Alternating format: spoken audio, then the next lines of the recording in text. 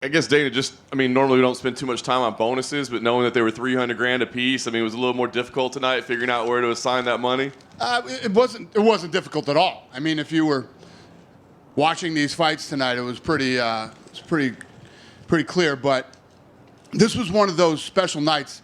Obviously, I'm going to take care of Figueiredo. I'll take care of Moicano, Diego, Kayla.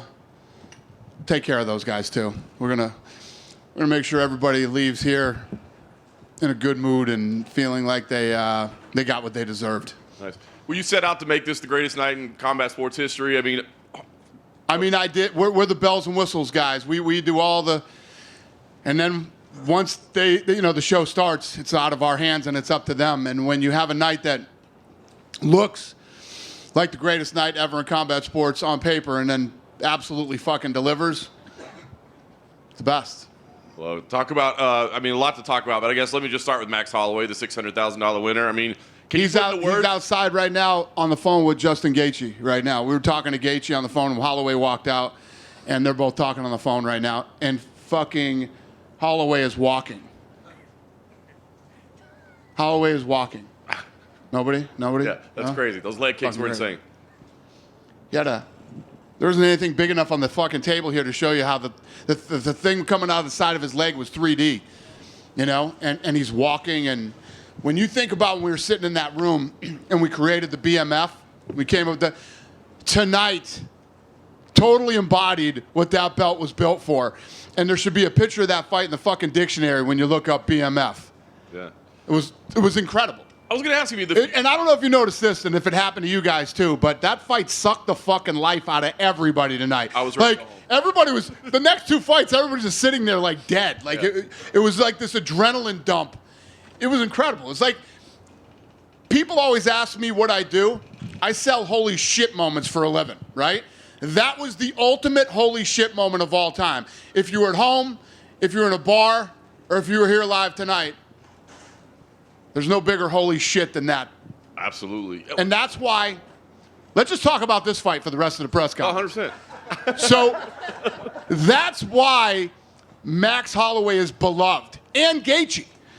Max, how many times have you seen a fight where the guy wins, he's winning, they click the 10-second thing and the guy puts his hands up and they just run around, move around? He's got the fight won, and he's in there with one of the most dangerous fucking fighters in the business, right? And he says, let's do this. And they both fucking oblige, and they go in and just start. 1 second left, and a knockout like that. That's like movie shit. It's one of the greatest moments in UFC history. It's the fight of the year. If something beats that fight of the year, holy shit. I don't want to see the two guys that are involved in that fight at the end of the fight. I love it. Well, you talked about the BMF title, right? In the beginning, it was one and done, and people, is it a gimmick or whatever? But like you said, what we saw out there tonight was insane. Does this change your perception of the I BMF never said title? It was a gimmick. I fucking did it. Right? I didn't say it was a gimmick. I don't give a shit what anybody else says. Yeah. Fuck you. Tonight, that's what the fucking BMF is all about, and I'm glad we did that belt, and yeah. So Max is calling for here to stay. A featherweight title, a lightweight title. You'd probably take them both in the same night. What do you do with Max Holloway now? The guy is just an unbelievable star. Yeah, I don't know. We'll put something good together for him. And I agree with you. He was a star coming in here, and he took himself to an entirely different level after tonight, man. Tonight was a career-defining moment for a guy who has already accomplished so many great things, One of the greatest featherweights of all time, and if not the greatest, and what he did tonight. Right. Like you said. He's always talking about how he's got the best hands in the UFC, and then he does what he does tonight. So, yeah, fucking awesome, man. I can't say enough good things about both of those guys and that fight. It would be easy to talk about only that. Last thing I'll ask, I just want to ask you about Alex Mejia in the main event. A pretty good accomplishment there as well, defending that belt. What do you think about his performance? And he reveals, hey, man, Brazil would be nice. Heavyweight would be nice. So what do you think of his performance, and where do you think of where he goes? Because he's becoming a huge star, too. Yeah, he looked awesome, because I have a lot of respect for Jamal, too. And let me tell you what, Jamal didn't come in here, thinking Jamal came to win. Thought he was going to win. And the other thing, I don't know if you guys don't know this yet, but I'll tell you. I just found out when I went up in the octagon because I saw him messing around with his foot. He broke his toe 2 weeks ago.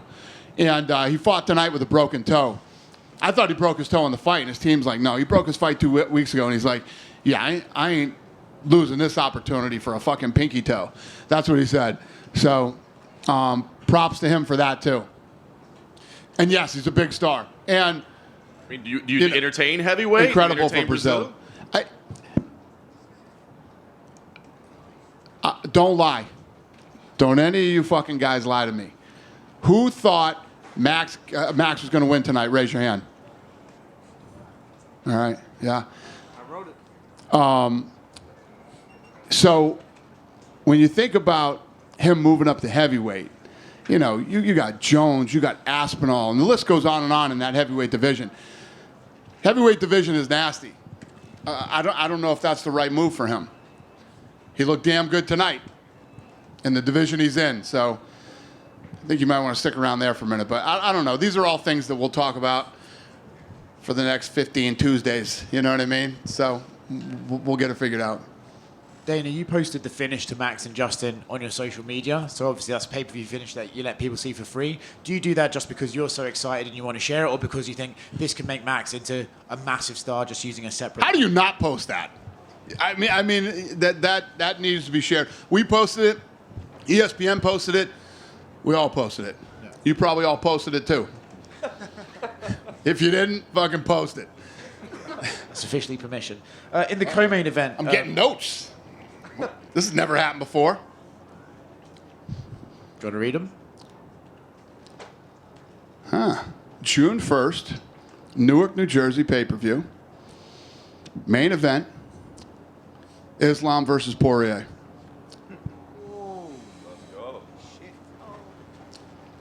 Co-main event, 5 rounds, Strickland versus Costa.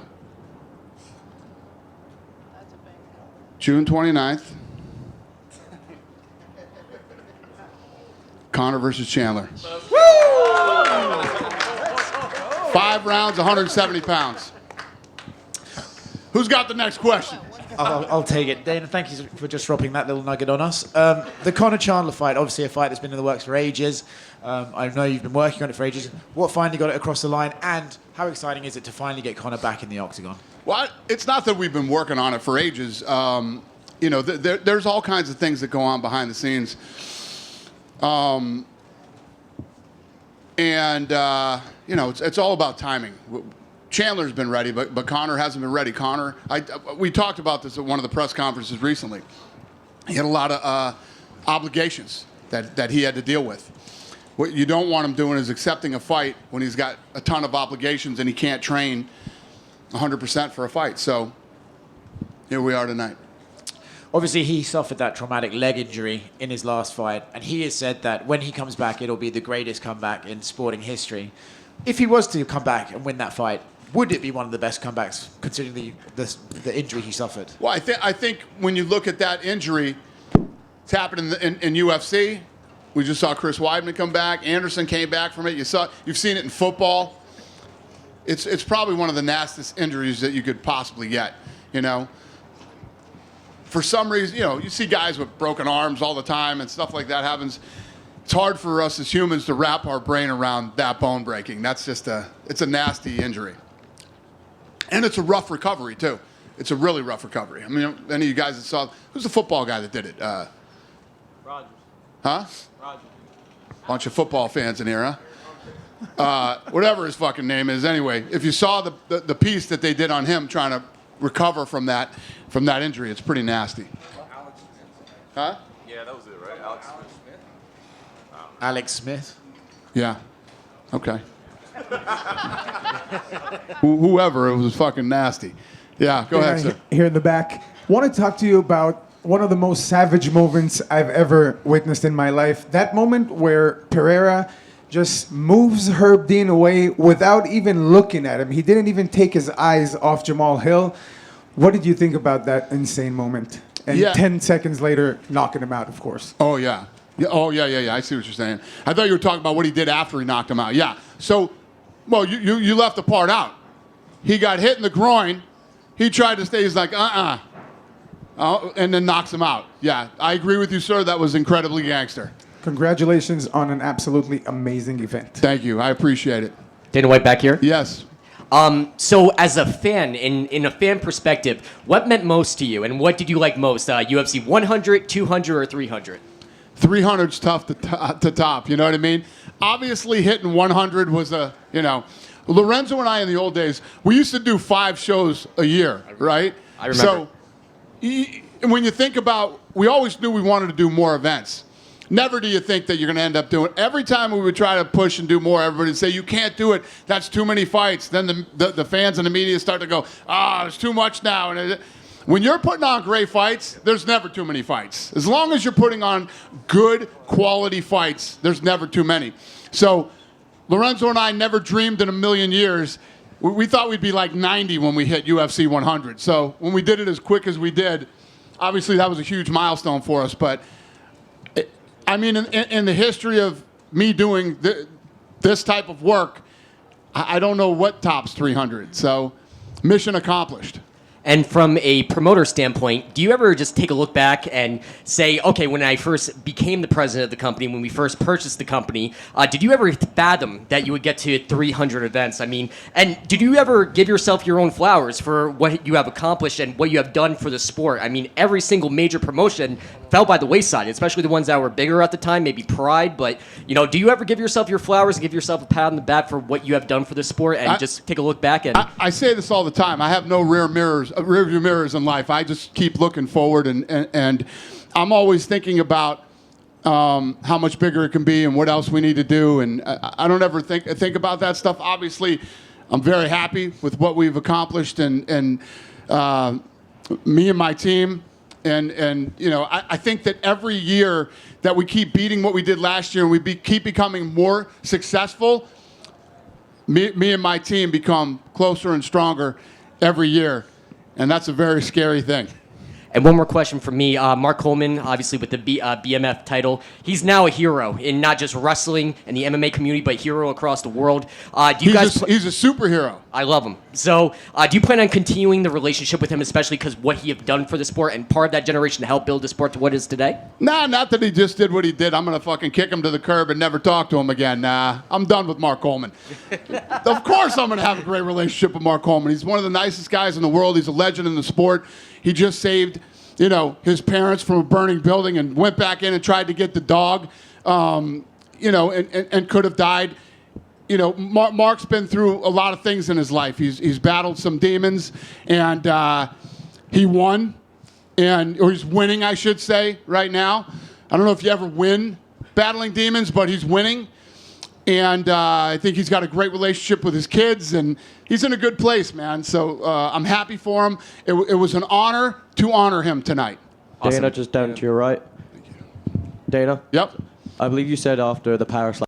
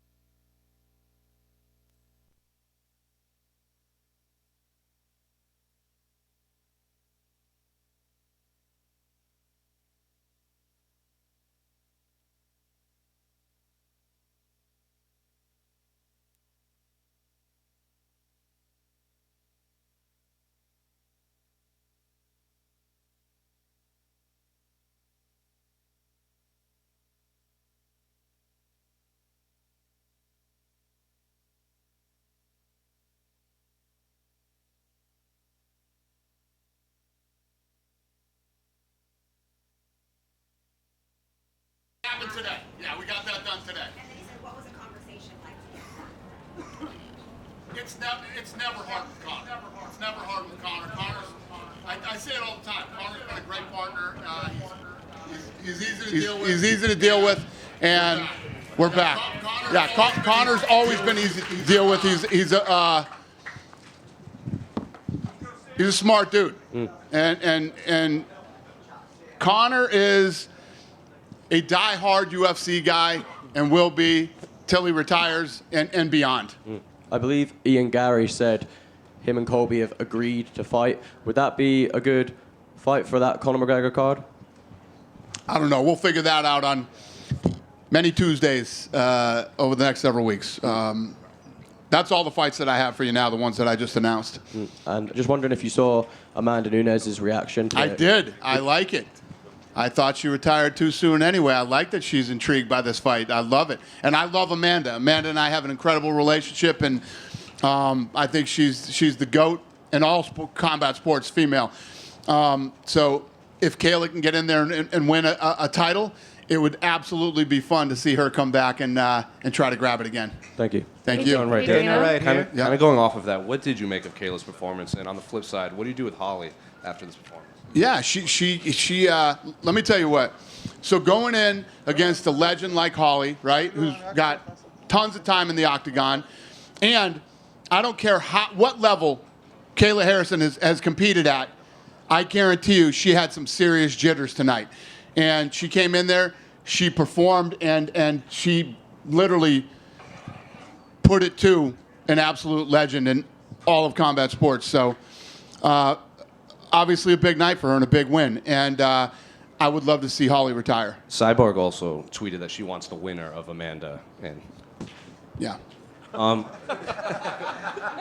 in the co-main event, did you see Yan Xiaonan? Looked like she got choked out at the end of the first round, and then she still got up. And She definitely did. Yeah, I mean, she was, another gangster fight. Those two. The problem for those two was the fight that was before it.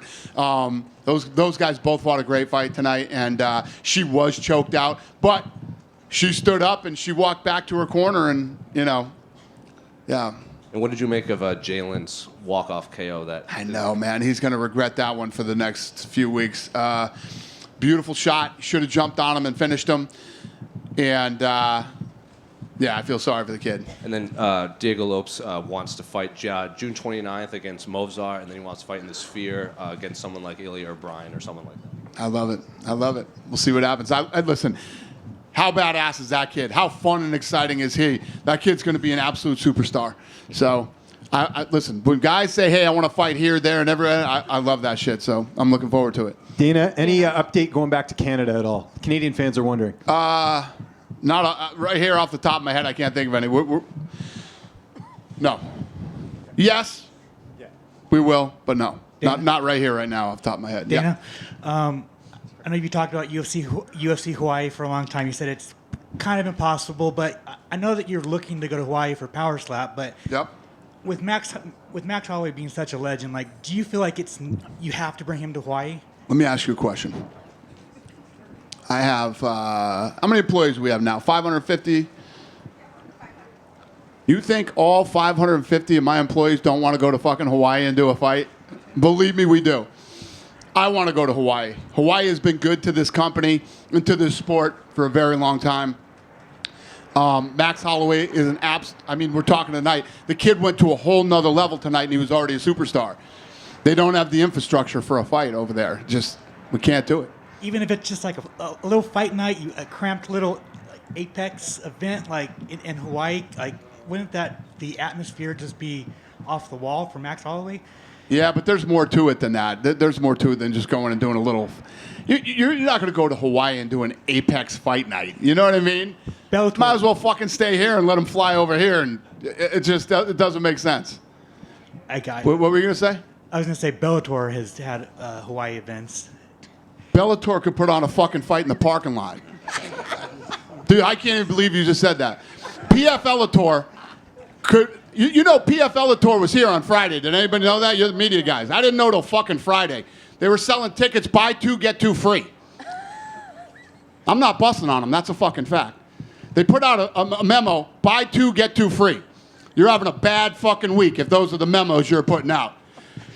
Hey, Dana. There were more people in my fucking green room tonight than there were at the fight. Finally, Bo Nickel, what do you think of his performance? Incredible. Looked great. The thing you got to understand about that kid, he's 5-0, fought a guy with 15 fights, and he went out there. He was a fucking 2001 favorite and looked like it. You know what I mean? He's got a lot of pressure on him right now. he's got, all these expectations. And I think that some of the people feel like he's getting, this preferential treatment. No, we believe in the kid. We think that he's going to be a stud, and we think he's going to be a star. So he's handling this pressure really, really well. You know what I mean? He's got the type of pressure on him that after he wins against the guy who has 15 fights and he has 5, and he finishes them, he says, thumbs down. I said, kid, you got to stop putting that kind of pressure on yourself. You just come out and do what you do. Just keep fucking doing what you do. Keep winning. You look great. Block out all this fucking bullshit and noise and yes. Going back to Amanda and Kayla, would you ever consider doing that fight as a BMF title fight for women? Well, if they did it, it would be for the belt. It would be for the championship. But neither of them hold a title right now, so. Well, they won't fight right now. I think what Amanda was saying, interesting. Let's see how this plays out. If she wins the belt, then maybe I come back. That's what I read from it. I don't think she was saying, hey, let's BMF this. I think she wants to come back and maybe see if she can regain her title. And then it's one of those things. And she's brilliant. She's brilliant for this because she's already looked at as the GOAT, right? And then you have this scary new woman that comes in and she destroys Holly Holm. Can she win the title? Can she get through Pena and Raquel? And if she does, for her to come back again and then possibly win this fight, it's impossible to deny her. Right. And there was also a moment where Armin, it looked like he was punching somebody in the crowd during his walkout. Yeah, you might not want to hang over the things and grab people when they're walking out. These guys are all fucking piped up and whatever, and I'm sure we're probably going to get sued. We'll deal with that on Monday, too. Thank you. All right. Dana right over here. Hi. Dana in the back. Yep, wherever you are. I see you. Yeah, there you go. Jiri Prochazka with a big pop from the crowd and got back in the win column. Obviously, he's still highly ranked. Can you talk a little bit about what your plans may be for him going forward? I have no clue. You know what? I feel bad for those two. That was the fight of the night until the BMF fight happened. That was another. Let's talk about that fight. Thank you, sir. These poor kids, they went out there and fucking went to war, man. I mean, Rakic looked incredible. He was picking them apart. Prochazka comes back and wins the fight. Place is going crazy. Unbelievable fight. That was fight of the night until the insanity happened, for the BMF. So, yes, both those guys looked incredible. They both came out and laid it all out. And I'm happy for Prochazka. He's an absolute set. Plus, talk about leg kicks. I mean, his leg was done. He was done, and he pulls out the win in that fight. Real quick on Zhang Weili. Obviously, she's been on a roll for quite a while now. We know there was a China event that got rescheduled. Is there a possibility we could bring her back to China for an event, or do you see her maybe in the U.S. still? I have no idea. We're working on a bunch of other places that we're going to go this year. I don't know if China is on the schedule yet or not. We're still kind of mapping out the end of the year. Thank you. Dana, over here. Yep. Now that Conor and Chandler's official, was there any talk about showing like a graphic or video in front of the arena with the fans, or was that too last minute? Yeah, no. That's all internet bullshit. Internet bullshit.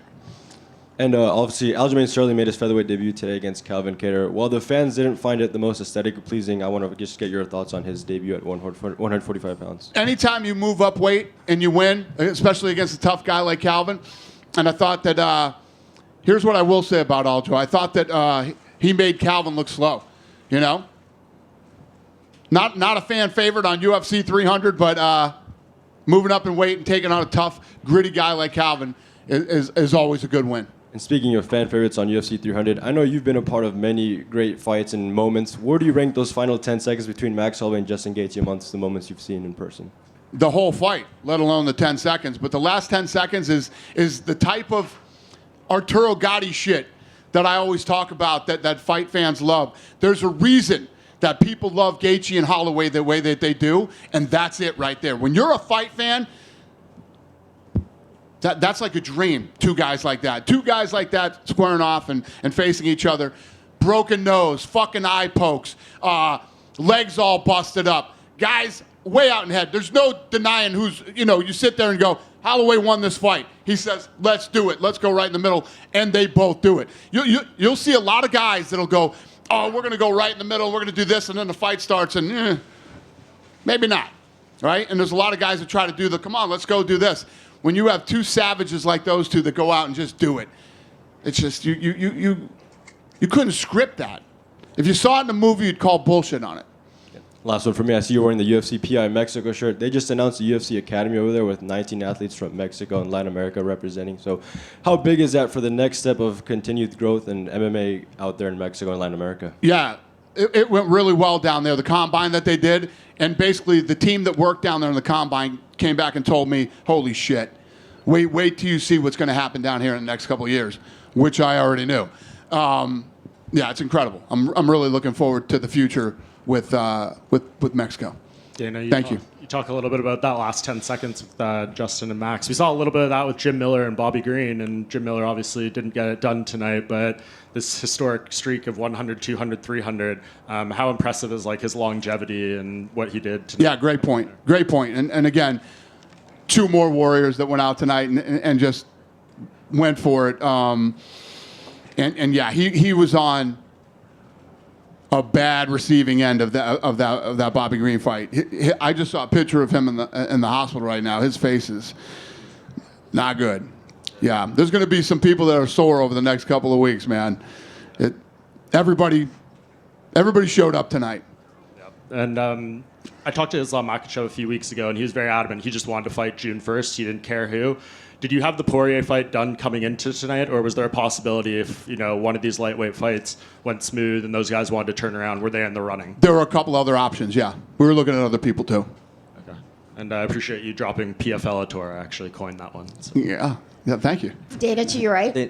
Yeah. The pacing of all the way over to your... Hi. Hey there. The pacing of the show was a little bit different tonight, and I suspect it's because you had an enormous level of advertisers that were being crammed into the broadcast. Can you compare maybe 200 to where you are now and how different it is? How did you feel the pacing was different than a regular show? It felt a little bit slower. Really? Felt a little bit slower, both in the... I had them. Have you ever been to a boxing event, ma'am? Listen. There's fucking 45 minutes to an hour between fights. The walk-in is an hour and 15 minutes. The list goes on and on. I thought that the pace of the show tonight was just like any other night. Obviously, we have advertisements and commitments that we have, but we keep a pretty fast pace when we do fights. But in retrospect, how do you feel about the difference between, let's say, 200 and 300, and how much easier it is to be in the marketplace as UFC, as a combat sports operation, and having those kind of partnerships? I mean, it hasn't been that long ago where you couldn't even go to New York City. No, you're right. And it took, when I was talking about Power Slap has been around for 14 months. They have more sponsors than UFC did in 7 years.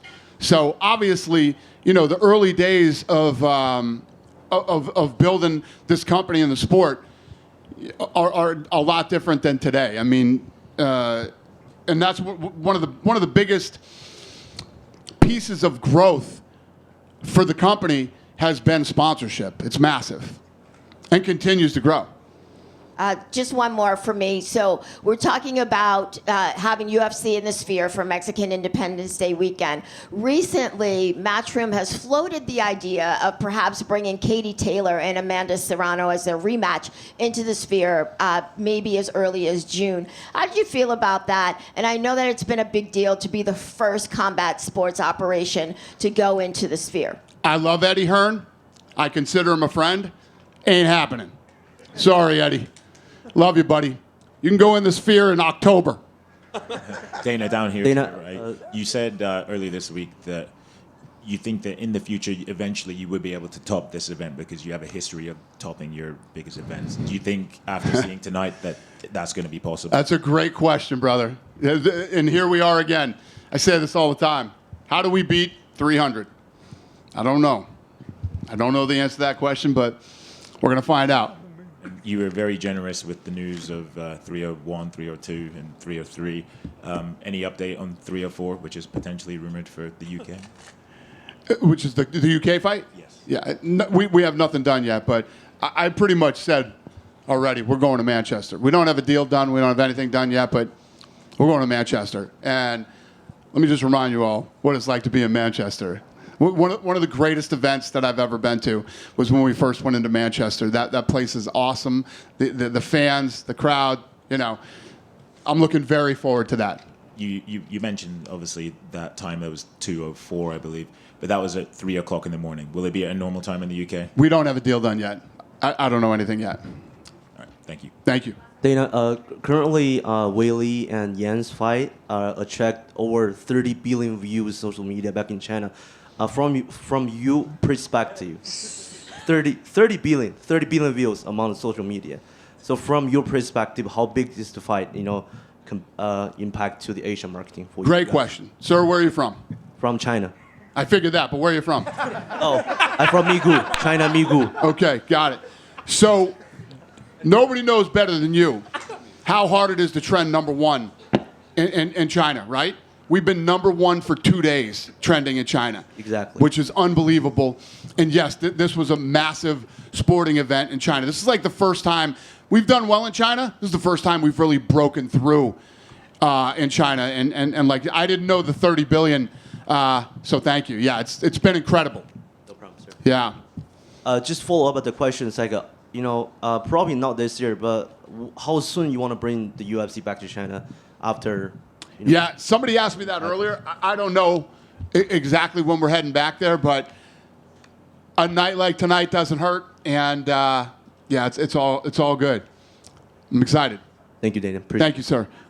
One more, last one. Right here. What's up, buddy? I want to ask you about the in entertainment environment with the bracelets and everything, everyone on their wrists and everything like that with lights going along with the show, the atmosphere and stuff like that. What did you make of it? I made it. What's the question?